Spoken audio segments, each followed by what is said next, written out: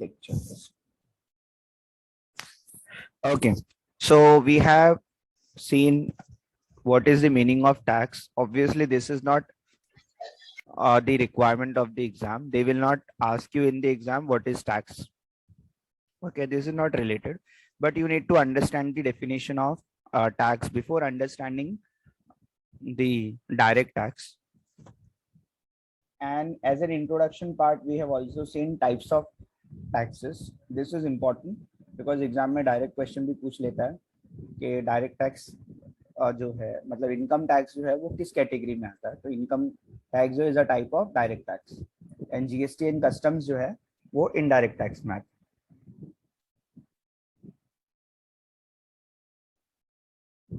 ठीक है. So direct tax में पर्सन पे करता है खुद अपने पॉकेट अपना इनकम, उसका टैक्स खुद गवर्नमेंट को पे करता है, that is direct tax. Indirect tax में एक डीलर जो है वो कलेक्ट करता है टैक्स और वो गवर्नमेंट को पे करता है, इसीलिए उसको इनडायरेक्ट टैक्स बोलता है. ठीक है, एग्जाम्पल्स याद रखना है. और burden of tax can not be shifted in case of direct tax. आपका इनकम टैक्स कोई और नहीं पे कर सकता, बट ऑब्वियसली आपको पता है गुड्स की प्राइस में टैक्स होता है और गुड्स जिसको भी बेचा जाता है अल्टीमेट उसी से टैक्स कलेक्ट किया जाता है. तो बर्डन एक्चुअली हम लोग क्या करते हैं, शिफ्ट करते हैं सामने वाले, और ये पॉसिबल है. इन case of GST it is possible, आप गुड्स की वैल्यू में ऐड करो और वो किसी और से कलेक्ट कर लो, तो दैट इज पॉसिबल. ये था तुम्हारा टाइप्स ऑफ टैक्सेस. ठीक है, एनी डाउट इन दिस? तो क्विक रिवीजन में थोड़ा सा क्विक ही जाना पड़ेगा. ठीक है, दो चीजों का रिवीजन करना है. एक तो चैप्टर का करने के बाद हम लोग को ऑब्जेक्टिव्स भी डिस्कस करना है. ठीक है, so this is one thing and the other part is your objectives, वो भी हम लोग को डिस्कस करना है. So we will quickly move. अगर कहीं पे कुछ डाउट आ रहा है तो आप बोल देना. तो what is income tax? Income tax is tax on income. ठीक है, there are 5 heads of income, ये भी हम लोग ने ऑलरेडी डिस्कस किया है डिटेल में. सैलरी, हाउस प्रॉपर्टी, ये हम लोग ने एकदम डिटेल में कर लिया है. कैपिटल गेन, बिजनेस और अदर सोर्सेस हमारा बाकी है. ओके, सेक्शन 1 में डिफाइन किया था कि व्हाट इज इनकम टैक्स. ठीक है, इनकम टैक्स एक्ट का पूरा जो उसका इंट्रोडक्शन था वो खुद सेक्शन 1 में है. This act is called income tax act 1961, extends to whole of India, came into force from 1st April 1962. ठीक है, तो ये बहुत इंपॉर्टेंट डेफिनेशन है. इसमें से कई बार पूछ लेता है कि income tax extends to dash, तो उसका आंसर होना चाहिए होल ऑफ इंडिया. ठीक है, तो यहाँ पर मैरीटाइम जोन वगैरह ये बाकी की सारी चीजें आपको सिर्फ एक्सप्लेन करने के लिए. इवन यहाँ से भी क्वेश्चन पूछ लेता है कि इंक्लूसिव डेफिनेशन किसको बोलते हैं और एग्जॉस्टिव डेफिनेशन किसको बोलते हैं. तो इंक्लूसिव डेफिनेशन में वर्ड इंक्लूड्स होता है, कुछ एग्जांपल दिए होते हैं, जैसे पर्सन इंक्लूड्स इंडिविजुअल. ठीक है, हिंदू अनडिवाइडेड फैमिली, तो ये डेफिनेशन जो है इंक्लूसिव है. जबकि एग्जॉस्टिव डेफिनेशन एकदम परफेक्ट होती है, जैसे कि असेसमेंट ईयर की. ठीक है, assessment year is a period of 12 month starting on 1st April. ये एकदम कंप्लीट डेफिनेशन है. ठीक है, हमेशा आपका जो असेसमेंट ईयर है 12 मंथ का ही होगा और 1st April को स्टार्ट होगा, एकदम complete definition. Now there is no need to change anything in this. ठीक है, तो एग्जांपल भी दिया है. अगर आपके ही क्लास में मैं बोलूं SYBF स्टूडेंट्स इंक्लूड अनीश, आंचल, काजल, मुस्कान. ठीक है, तो ये सारी चीजें क्या हो जाएगी आपके लिए, इंक्लूसिव हो जाएगी. एंड यू नो कि और भी लोग हैं जो कि इंक्लूड हो सकते हैं इसके अंदर. Means this definition is not perfect, but वो आपको एक तरह का आइडिया दे देती है. जैसे मैं आपको पूछता हूँ what is plant and machinery, तो sorry what is fixed asset, तो आप बोलेंगे प्लांट एंड मशीनरी, बिल्डिंग. तो ये आप कौन सी डेफिनेशन दे रहे हैं, इंक्लूसिव. ठीक है, तो अगर एग्जॉस्टिव डेफिनेशन होगी इसकी तो कैसी होगी, इसका एक्चुअल मीनिंग उसमें क्लियर होगा. ठीक है, so which is not liquid within a period of 12 month. तो इस तरह से आप अगर डिफाइन करते हैं तो एग्जॉस्टिव डेफिनेशन होती है.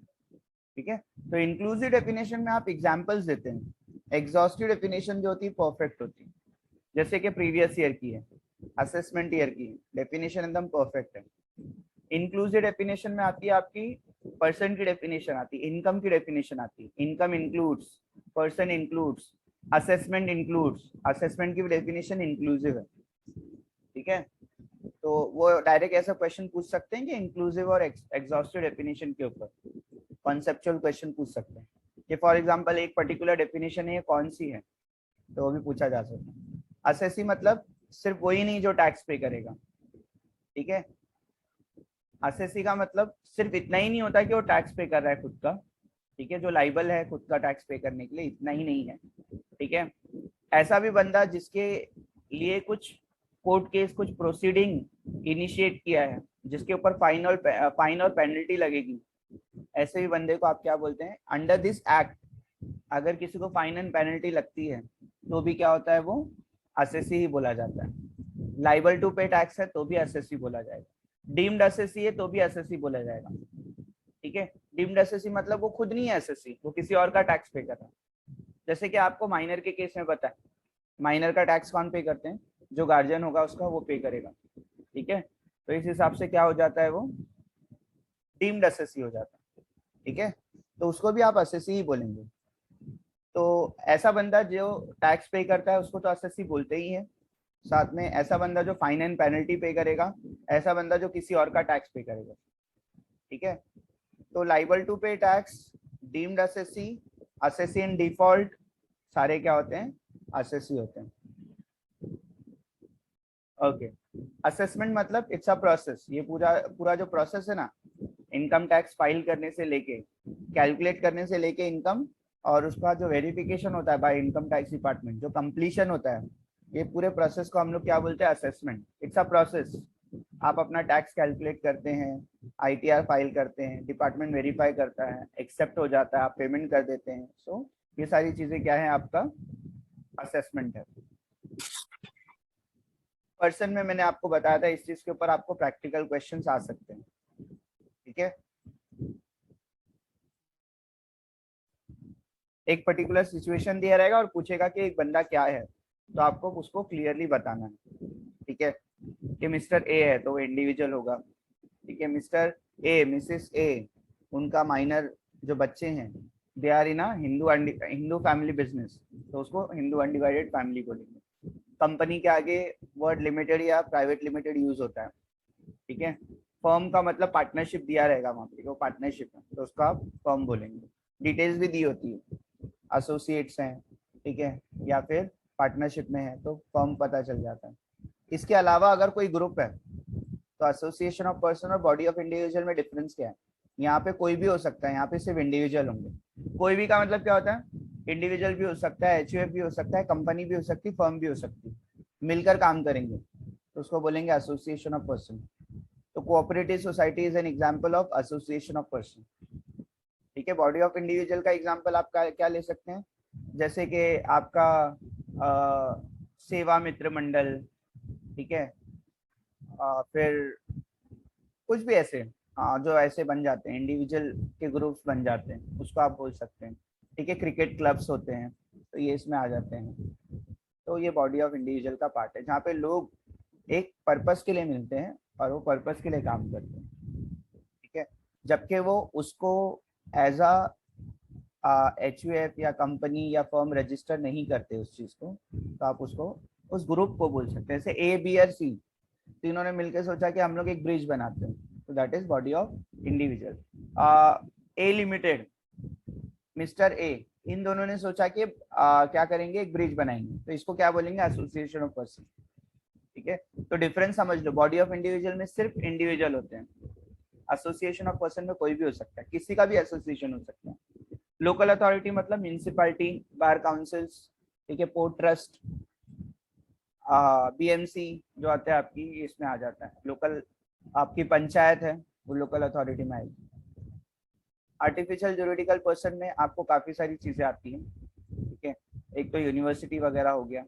एलआईसी के लिए मैंने आपको क्या बताया था मुझे नहीं पता, लेकिन एलआईसी भी, एलआईसी का खुद का एक्ट है, वो आर्टिफिशियल जुरिडिकल पर्सन में आता है। बुक में शायद ये चीज बहुत ज्यादा कंफ्यूज की हुई है, इसलिए इन्होंने इसके ऊपर कभी क्वेश्चन नहीं पूछा। बट एलआईसी भी आर्टिफिशियल जुरिडिकल पर्सन में आता है, बिकॉज उसका खुद का एक्ट है, ठीक है। It is not a company. तो वो कई जगह पे आप देखोगे तो कंपनी में भी लिया है उसको, ठीक है। 2 मिनट।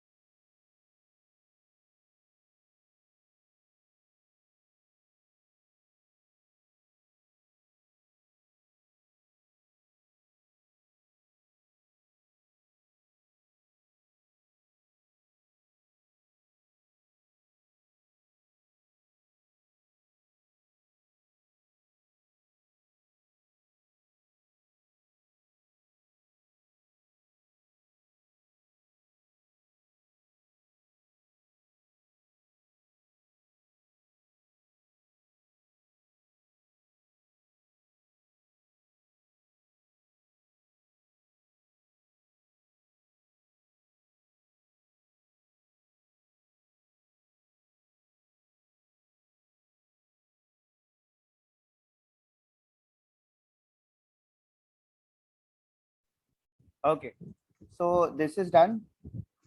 इसमें कुछ डाउट है? ये बहुत इंपॉर्टेंट पार्ट है, इसके ऊपर ऐसा हो ही नहीं सकता कि क्वेश्चन ना बने आप, ठीक है? इसमें प्रैक्टिकल भी बनते हैं, इसमें थ्योरी भी बनते हैं, तो ध्यान से। इसके ऊपर कोई क्वेश्चन आपको आएगा नहीं, ठीक है? सिर्फ इंफॉर्मेशन के लिए था ये आपके लिए। इनकम के ऊपर भी ऐसा कोई क्वेश्चन बन नहीं सकता है, लेकिन इसमें कुछ चीजें इंपॉर्टेंट है कि सारी चीजें इनकम ही है। काफी सारी चीजें हम लोगों ने इनकम फ्रॉम सैलरी में डिस्कस कर लिया है, जैसे कि सैलरी, वेजेस, परक्यूजिट्स, ये सब हम लोगों ने कर लिया है डिस्कस। फिर Then act, sir. 2 मिनट, हाँ हाँ बोलो बोलो अनिश बोलो। Sir, LIC is started with an act. हाँ, LIC का खुद का एक्ट है ना। LIC. हेलो। Yes, sir. हाँ, तो LIC के आगे हम लोग को लिमिटेड या प्राइवेट लिमिटेड वर्ड नहीं दिखता है, करेक्ट है ना? हेलो। Yes, sir. हाँ, so if it is limited और private limited then it is a company. समझ में आया? हाँ, LIC एक्ट खुद का है, बराबर, उसका खुद का एक्ट है। It is not registered under companies act, इसलिए उसको एवरी आर्टिफिशियल ज्यूरिडिकल पर्सन में ही लिया जाता है। जबकि हम लोगों ने टेक्स्ट बुक में देखा था तो उसको कंपनी ट्रीट किया था, बट आप उसको कंपनी ट्रीट मत करो, ठीक है? लेकिन सर Although- उसको कॉर्पोरेशन, लेकिन सर उसको कॉर्पोरेशन में कंसीडर किया हाँ, गया है। LIC का फुल फॉर्म ही लाइफ इंश्योरेंस कॉर्पोरेशन है, इसलिए तो बोल रहा हूँ कि देयर इज अ कंफ्यूजन कि उसको कंपनी में लेना है या आर्टिफिशियल ज्यूरिडिकल पर्सन में लेना है, करेक्ट? लेकिन कोई भी कंपनी जो है वो कंपनीज एक्ट 1956 और कंपनीज एक्ट 2013, करेक्ट, उसी में रजिस्टर्ड होती है, करेक्ट और नॉट? Yes sir. हाँ, कोई भी कंपनी जो होती है वो कंपनीज एक्ट में ही रजिस्टर्ड होती है, तभी उसको बोलते हैं। इवन बैंक को भी हम लोग कंपनी ही बोलते हैं, क्यों पता है? क्योंकि banks are also registered under companies act, ठीक है? बैंक्स भी कंपनीज एक्ट में ही रजिस्टर होती है, सिवाय कोऑपरेटिव बैंक के। इसलिए कोऑपरेटिव बैंक जो है वो एसोसिएशन ऑफ पर्सन में आता है, ठीक है? बैंक जो कोऑपरेटिव बैंक्स होती है वो कोऑपरेटिव सोसाइटी में, कोऑपरेटिव के जो एक्ट है उसमें जाती है। जबकि जो कंपनीज होती है, ऑब्वियसली तुम जो कॉर्पोरेशन बोल रहे हो, कॉर्पोरेशन का मतलब भी कंपनी होता है, ठीक है? But it is just a word corporation जो उसके आगे ऐड किया है। हमारे लिए दो चीजें जो तुम लोगों ने बेसिकली पढ़ा हुआ है, एक कंपनी को कंपनी होने के लिए या तो लिमिटेड वर्ड होता है या तो प्राइवेट लिमिटेड वर्ड होता है, करेक्ट है? प्राइवेट लिमिटेड प्राइवेट के लिए यूज होता है, लिमिटेड आपका पब्लिक कंपनी। दो ही तरह की कंपनी होती है, और कोई तीसरी तरह की आपको कंपनी नहीं मिलने वाली है ना। Those two type of company are registered under companies act 2013। अभी तो 2013 है, इससे पहले 1956 था। लेकिन एक जो बॉडी कॉर्पोरेट है, एक अगर खुद के एक्ट से आया है, ठीक है, तो कभी भी कंपनी में नहीं आएगा। जैसे मुंबई यूनिवर्सिटी है, वो भी कंपनीज एक्ट में नहीं आ सकती क्योंकि वो कंपनीज एक्ट में रजिस्टर नहीं होती है वो, ठीक है? वैसी LIC भी जो है वो कभी भी कंपनीज एक्ट में रजिस्टर नहीं दिखेगा आपको, ऑल्दो उसके आगे कॉर्पोरेशन वर्ड यूज हुआ हो, ठीक है? कई जगह पे आपको फॉर्म के लिए भी ये सब वर्ड्स यूज हो सकते हैं, ठीक है? तो आपको ये सब सारी चीजों में क्या करना है, डिफरेंशिएट करना है, ठीक है? Company means it should be registered under companies act, चाहे वो इंडियन कंपनी हो, फॉरेन कंपनी हो, कोई भी हो, उससे हम लोग को लेना देना नहीं, बट वो कंपनीज एक्ट में रजिस्टर होना चाहिए। क्लियर है ये चीज? और ये हमारे लिए कंफ्यूजन था बिकॉज टेक्स्ट बुक में ही इसको कंपनी ट्रीट किया हुआ था LIC को, लेकिन लेटर ऑन अगर मैंने इंटरनेट वगैरह पे मैंने सर्च किया है तो कई जगह पे कंफ्यूजन बहुत ज्यादा था, ठीक है? बट अल्टीमेटली उसका एक्ट जो है वो कंपनीज एक्ट नहीं है, तो कंपनी में नहीं आएगा। Is it clear? और खैर उन्होंने इससे रिलेटेड कभी कभी कोई कंफ्यूजन क्रिएट ही नहीं किया, क्योंकि इस चीज के ऊपर कभी कोई क्वेश्चन पूछा ही नहीं। बट एनीवेज, और मैं भी ऐसा नहीं बोल रहा हूँ कि इसके ऊपर आपको क्वेश्चन आएगा, but your concept should be clear, that's it, ठीक है? और इनकम में भी हम लोग जो पढ़ रहे थे, इनकम में भी काफी सारी चीजें, सैलरी, वेजेस हम लोग ने पढ़ा है, प्रॉफिट्स एंड गेन्स तो प्रॉफिट्स एंड गेन्स में पढ़ेंगे, डिविडेंड भी हम लोग अदर सोर्सेस वगैरह में पढ़ने वाले, काफी सारी चीजें हम लोग अदर सोर्सेस में पढ़ेंगे। यहाँ पे भी दिया है कि गिफ्ट जो कि 50,000 के ऊपर होगा, ये भी हम लोग अदर सोर्सेस में ही पढ़ने वाले हैं ज्यादातर, ठीक है? तो अल्टीमेटली तुम लोग ये पार्ट भी कुछ हद तक के स्किप कर सकते हो। क्या अगर इसके ऊपर क्वेश्चन अभी आ जाता है आपको, 50,000 के ऊपर जो होता है गिफ्ट कभी भी टैक्सेबल होता है, तो भी मैं आपको बोलूंगा ये सारे पार्ट आप छोड़ सकते हैं, बिकॉज अभी फिलहाल इसके लिए टाइम है। We will have to go through each of this item separately. इस सब चीज के ऊपर आप सेपरेट जो कॉन्सेप्ट इसके ऊपर पढ़ेंगे, मे बी गिफ्ट से रिलेटेड है, मे बी डिविडेंड से रिलेटेड है, ठीक है, सब चीजों के ऊपर आपको सेपरेटली पढ़ना है, ठीक है। कैजुअल इनकम्स है, ये सब चीज के ऊपर आपको पढ़ना है अभी, ठीक है। काफी सारी चीजें अदर सोर्सेस में आती हैं, सिर्फ यहाँ पे तो इतना ही दिया ना, इनकम इंक्लूड्स, और आपको पता है इसकी डेफिनेशन इंक्लूसिव है, तो इंक्लूसिव डेफिनेशन में आप कितना भी इनकम डाल सकते हैं, ठीक है। असेसमेंट ईयर का कॉन्सेप्ट हम लोगों ने पढ़ लिया है, और प्रीवियस ईयर का, तो इसके लिए अब तो कोई डाउट रहेगा नहीं हमारे लिए। असेसमेंट ईयर जो है वो 20 कौन सा है, असेसमेंट ईयर हमारा कौन सा है? 2021 बहुत मारूंगा, बहुत मारूंगा। 21 हाँ, 21 20 22 21 22, और हमारे लिए प्रीवियस ईयर है। मैं तो ये इसलिए पूछा क्योंकि इसको इसमें दिया हुआ है, इसमें तो जस्ट एक एग्जांपल दिया हुआ है। फॉर एग्जांपल अगर किसी का भी असेसमेंट ईयर 2021 होगा तो उसका प्रीवियस ईयर जो है वो 1920 होगा, मतलब उसके पहले का। आपको इस तरह के ऑब्जेक्टिव क्वेश्चन भी आ सकते हैं, ठीक है। एक असेसमेंट दिया है उसका प्रीवियस ईयर पूछेगा, या प्रीवियस ईयर दिया है उसका असेसमेंट ईयर पूछेगा। बट अगर आपके लिए बोला जाए कि आपके लिए कौन सा असेसमेंट ईयर है, तो इट इज 21-22, ठीक है। और अगर प्रीवियस ईयर पूछा जाए तो इट इज 2021, ठीक है। तो ये आपके कॉन्सेप्ट के हिसाब से असेसमेंट ईयर में क्या करते हैं, असेसमेंट ईयर में क्या करते हैं, और असेसमेंट ईयर की डेफिनेशन भी याद रखना है, it's a period of 12 month. Assessment year हमेशा 12 मंथ का होता है, प्रीवियस ईयर कुछ केसेस में 12 मंथ का नहीं होता है।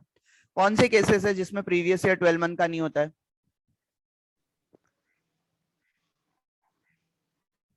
कंपनी रजिस्टर्ड आफ्टर हाँ, आफ्टर 1 अप्रैल, मतलब इन बिटवीन 31 अप्रैल और मार्च, है ना, कभी भी अगर वो हो रही है, अगर आपकी कंपनी जो है वो सेटअप हो रही है बाद में, मतलब रजिस्टर बाद में हो रही है, ठीक है, तो उसका बर्थ ही तब हुआ है, और उसका बर्थ तब हुआ है तो इनकम भी तभी से अर्न करना स्टार्ट करेगा, ठीक है। तो उसको आप क्या बोलेंगे, इस केसेस में जो प्रीवियस ईयर है वो लेस देन 1 ईयर हो सकता है। जब कंपनी न्यू होती है या रजिस्टर न्यू होती है तो जरूरी नहीं 1 अप्रैल को होगी, वो तो कभी भी हो सकती है। और लेकिन उसका प्रीवियस ईयर कब स्टार्ट होगा, जैसे ही ईयर खत्म होगा 1 अप्रैल से लेके 31 मार्च तक के उसका असेसमेंट ईयर स्टार्ट हो जाता है, ठीक है। तो यहाँ पे देखो कुछ एग्जांपल्स दिए हैं, है ना, ये हमारा वाला लास्ट वाला, ठीक है। प्रीवियस ईयर हमारे लिए 2021, असेसमेंट ईयर 21-22। तो ये फाइनल है सब चीजों का summary. Income tax shall be charge, इसको इनकम टैक्स बोलते हैं। किस पे चार्ज होता है? पर्सन। कौन से पर्सन पे? असेसी पे, ठीक है, उसके टोटल इनकम पे। कब अर्न करेगा वो? प्रीवियस ईयर में। कब पे करेगा टैक्स? असेसमेंट ईयर में। और फाइनेंस एक्ट बताएगा कि रेट्स वगैरह क्या है। फाइनेंस एक्ट मतलब एवरी ईयर जो बजट निकलता है, ठीक है। सर ये असेसमेंट ईयर का डिफिनेशन ये है ना असेसमेंट ईयर का definition. Assessment year is a period of 12 month starting on 1 April every year, ये इसकी डेफिनेशन है। हेलो, अनस्टेबल हुआ है। मैं सबसे पहले एक काम सर कर, योर हाँ मेरा वॉइस ब्रेक हो रहा है, रुको, इंटरनेट को स्टेबल होने दो। आपके जो भी डाउट्स है वो चैट बॉक्स में रख दो, मैं आपको आपका अटेंडेंस लिख दूं पहले, फिर हम लोग अपने क्वेश्चन के साथ सर स्टार्ट करें। असेसमेंट ईयर का डिफिनेशन पूछ रहा हूँ। असेसमेंट ईयर का ना, हेलो, यस सर। हाँ, assessment year is a period of 12 month ये starting on 1 April every year, ये इसकी डेफिनेशन है। सर तो क्या? नहीं सर, वो तो जान रहा हूँ, लेकिन सर ये टाइम फ्रेम ही उसका डिफिनेशन होगा कि कुछ और भी होगा? हाँ, क्योंकि एवरी ईयर 1 अप्रैल को स्टार्ट होता है, एवरी ईयर 1 अप्रैल को स्टार्ट होता है, इसी तरह से उसको डिफाइन भी किया है, ठीक है। और एक्चुअली आप उसका मतलब बोलेंगे कि असेसमेंट ईयर में होता क्या है, तो असेसमेंट ईयर में असेसमेंट होता है। असेसमेंट मतलब वो अपना इनकम कैलकुलेट करेगा, ठीक है, वो अपना उसके ऊपर टैक्स पे करेगा, रिटर्न फाइल करेगा, ये पूरे ईयर में वो यही काम करने वाला है। तो असेसमेंट ईयर मतलब उस ईयर में असेसमेंट होगा। असेसमेंट का ही मतलब क्या होता है? असेसमेंट की डेफिनेशन इंक्लूसिव है, असेसमेंट इंक्लूड्स रीअसेसमेंट, ठीक है। उसकी डेफिनेशन जो है वो इंक्लूसिव है, बट असेसमेंट का मतलब क्या होता है वो आपको जानना होता है। तो उस हिसाब से असेसमेंट का मतलब है कि आप उस ईयर में अपना इनकम कैलकुलेट करेंगे। Assessment is a process. अभी हम लोग असेसमेंट कैसे करते हैं? आप जो अपना आंसर शीट देते हैं, उसको असेसमेंट कैसे करते हैं, चेक करते हैं प्रॉपर है कि नहीं, दैट इज असेसमेंट। वैसे इनकम टैक्स का भी असेसमेंट होता है, ठीक है, और जिस ईयर में असेसमेंट होता है उसको असेसमेंट ईयर बोलते हैं। अगर डेफिनेशन की आप बात करेंगे तो डेफिनेशन एकदम सिंपल उसमें दिया हुआ है कि it's a period of 12 month starting on 1 अप्रैल। ये उसकी डेफिनेशन है जो कि इनकम टैक्स में दी हुई है, ठीक है। और प्रीवियस ईयर की डेफिनेशन जो है year preceding the assessment year, year preceding the assessment year, इतना ही दिया डेफिनेशन। ऐसा नहीं बोला it's a period of 12 month. आपको भी पता है previous year less than 12 month हो सकता है इन केस ऑफ न्यू कंपनीज, इसलिए उसकी डेफिनेशन जो दिया है वो क्लियर है। Previous year is the year preceding the assessment year, assessment year से पहले आने वाले ईयर को प्रीवियस ईयर बोलते हैं, ठीक है। तो एकदम वो भी क्लियर है। अटेंडेंस लिंक भेजा है चैट बॉक्स में, एंड मैं आपको क्विकली आपके ऑब्जेक्टिव्स को बताता हूं कि ऑब्जेक्टिव्स भी हम लोगों ने इसके ऊपर किया हुआ है ऑलरेडी। आपके फोल्डर बनाए थे यहाँ पे, उसमें जाता हूँ 21-22 का SY बैफ। अरे हम लोग ने इनकम फ्रॉम सैलरी पे भी किया था ना, लेकिन मुझे तुम्हारे फोल्डर में दिख नहीं रहा है, मैंने गायब कर दिया क्या? Okay, first question, there are dash heads of income. कितने हेड्स ऑफ इनकम है?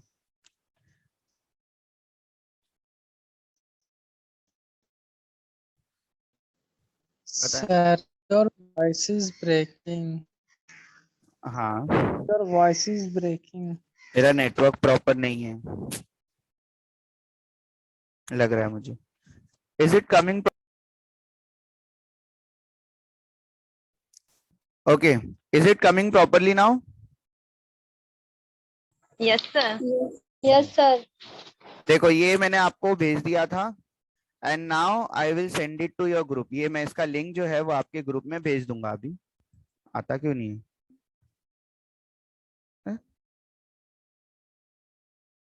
ठीक है, देखते हैं। There are dash heads of income, इसका आंसर क्या है? 5. 5. है ना? तो अरे ये तो हैंग हो गया लग रहा है मुझे। ठीक है, इसको थोड़ा रिफ्रेश करते हैं, इसका लिंक चाहिए।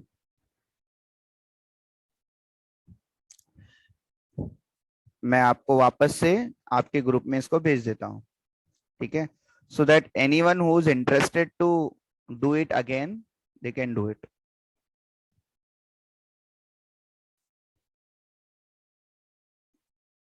ठीक है, the link is send now. आप अपने पास उसको संभाल के रख सकते हैं। एट द एंड ऑब्वियसली मैं इसको पूरा गूगल क्लासरूम पे डाल दूंगा।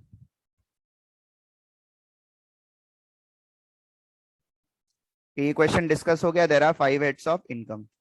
What will be assessment year for the previous year 2021? 2021 के लिए असेसमेंट ईयर क्या होगा? 91. 21 to 22. 21 22। 21, 22. Very good. Sir, yes. हाँ, पढ़ो पढ़ो एकदम अच्छे से क्वेश्चन पढ़ो, मैं उसके नहीं बाद आंसर पढ़ा करो। था. हाँ, अच्छे से क्वेश्चन पढ़ो और आंसर करो, no problem. Income tax is a kind of dash. Direct tax. Direct tax. Direct tax. Mr. A, Mr. B and Mr. C agreed to sell masks jointly during COVID-19 situation. They will be liable to pay tax as dash. क्या बोलेंगे हम लोग इसको? Body of individual. Body of individual है, सारे individual है, इसीलिए dash is always a period of 1 year starting on 1st April every year. Assessment year. Assessment year. ये तो रॉन्ग दिया है यहाँ पे आंसर इसका, ठीक है, it is assessment year. Okay, income tax is applicable to dash. Whole of Whole of India, India. sir. Whole of Whole of India, India. पूरे इंडिया Whole पे of इक्वली एप्लीकेबल है, yes. Burden of tax can not be shifted in case of dash. आप India. अपना burden किसी और को shift नहीं कर सकते।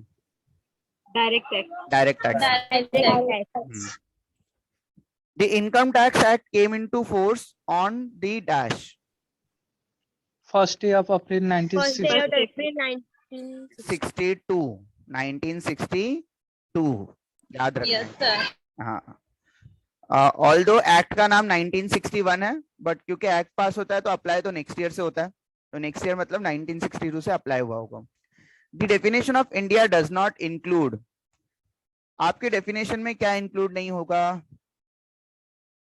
हाई सी एरिया एरिया हाई सी एरिया होता है क्योंकि टेरिटरी और कॉन्टिनेंटल और एक्सक्लूसिव इकोनॉमिक जोन है हाई सी एरिया अपने इसमें नहीं आता हाई सी मतलब जहां पे आपका इंडिया खत्म हो जाएगा सी आपका स्टार्ट हो जाएगा मतलब सी तो बहुत पहले से स्टार्ट हो जाता है बट आपके लिए जो है वो इंडिया नहीं रहता हाई सी एरिया आपके लिए इंडिया नहीं है the definition of assessee does not include बताओ इसमें से कौन सी चीज एग्जेम्प्ट असेसी हाँ जबकि person who is liable to pay tax भी असेसी है डीम्ड असेसी भी असेसी है असेसी इन डिफॉल्ट मतलब जो डिफॉल्ट में है वो भी है और एग्जेम्प्ट असेसी भी assessee sorry exempt assessee assessee नहीं होता है dash is a person who is liable to pay tax assessment SSC sorry assessee SSC, sir. हाँ तो ये ना गलत लिखा हुआ है तो मैंने इसको सही कर दिया okay dash is a process of determining tax liability assessment year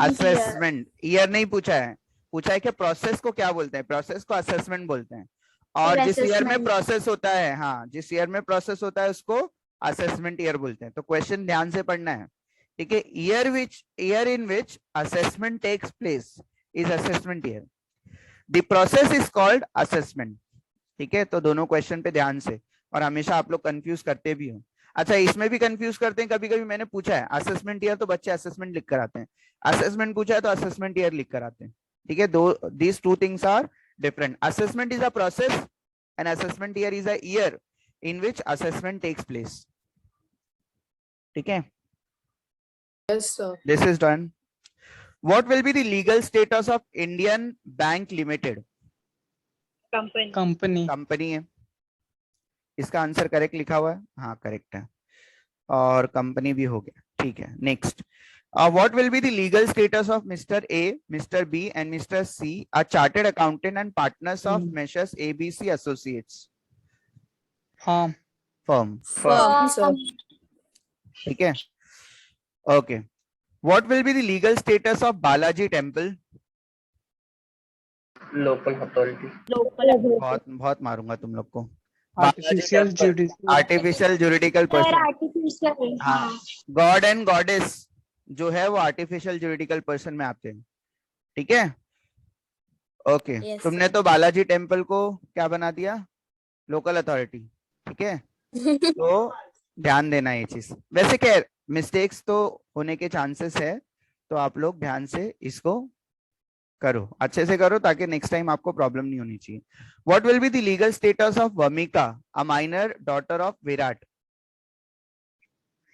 artificial judicial person Vamika artificial juridical person है बेटा इंडिविजुअल इंडिविजुअल है ना हाँ वमिका जो है वो इंडिविजुअल है उसका डिस्क्रिप्शन आगे दिया है कि वो माइनर है और वो विराट की डॉटर है ठीक है दैट इज द डिस्क्रिप्शन उससे कोई लेना देना नहीं बट वो इंडिविजुअल ही है एक अकेली है वमिका के लिए पूछा है आपको ओके पुणे यूनिवर्सिटी है तो इजी है बोलो what is the legal status of Pune university artificial हाँ। जुडिशियल हाँ अंचल हम लोग आते हैं एओपी और क्या बीओपी नहीं है बीओआई हाँ उसके ऊपर आते हैं हम लोग रुको पहले खत्म करते हैं what will be the legal status of village panchayat panchayat किस में आता है local Local authority. Local authority.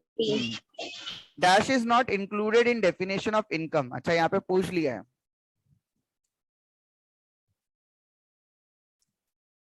Hello dash is not included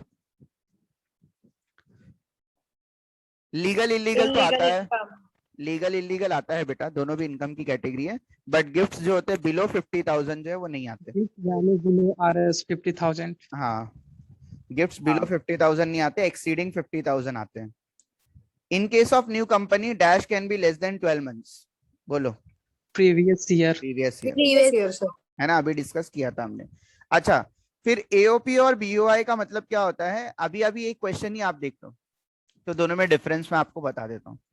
एक क्वेश्चन था जिसमें एओपी आया था, बीओ आया था, क्या था वो, ये mister A, mister B and mister C agreed to sell mask jointly during कोविड-19 सिचुएशन।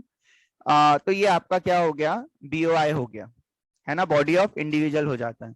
अगर यही क्वेश्चन आपको इस तरह से पूछा जाता है कि ए लिमिटेड मतलब एक कंपनी है, मिस्टर ए, ठीक है, एक बंदा है, एचयूएफ, ठीक है, या फिर लोकल अथॉरिटी, ये लोग मिलकर अगर काम करेंगे, मतलब इंडिविजुअल के अलावा भी कोई लोग होंगे उसमें, तो उसको आप एओपी में आ जाएंगे। सिर्फ इंडिविजुअल है तो उसको बीओआई बोला जाता है, बॉडी ऑफ इंडिविजुअल बोला जाता है, ठीक है। और एओपी में आपका मतलब एसोसिएशन ऑफ पर्सन में अदर देन इंडिविजुअल भी हो सकते हैं। क्लियर है? तो ये आपका बॉडी ऑफ इंडिविजुअल है क्योंकि सारे इंडिविजुअल है इसमें। लेकिन अगर इंडिविजुअल के अलावा अगर आपको दिख रहा है कि एक कंपनी भी है इसमें, मतलब हो सकता है ना एक कंपनी एक इंडिविजुअल मिलकर काम करना चाहते हैं, तो इसको आप बॉडी ऑफ इंडिविजुअल नहीं बोल सकते क्योंकि दोनों इंडिविजुअल नहीं है। एक कंपनी एक इंडिविजुअल है तो आपको इसको एओपी बोलना पड़ेगा, ठीक है। अटेंडेंस लिंक वापस से भेजता हूं मैं।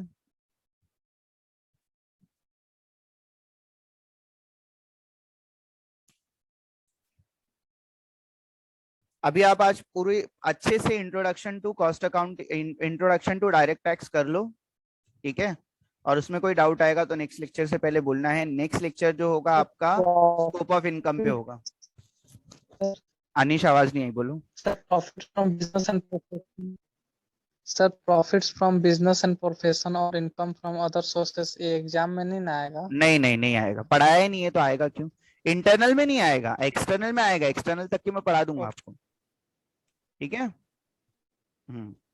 छोटे छोटे टॉपिक है, अभी जितने भी टॉपिक बचे सब छोटे हैं। कैपिटल गेन 2 लेक्चर में खत्म हो जाता है, ठीक है। बिजनेस एंड प्रोफेशन भी आपको ज्यादा नहीं जाएगा, 4-5 लेक्चर में खत्म हो जाएगा। अदर सोर्सेस के लिए मेरे पास नोट्स रेडी है, पढ़ना है एकदम 100% आपका कवर हो जाए।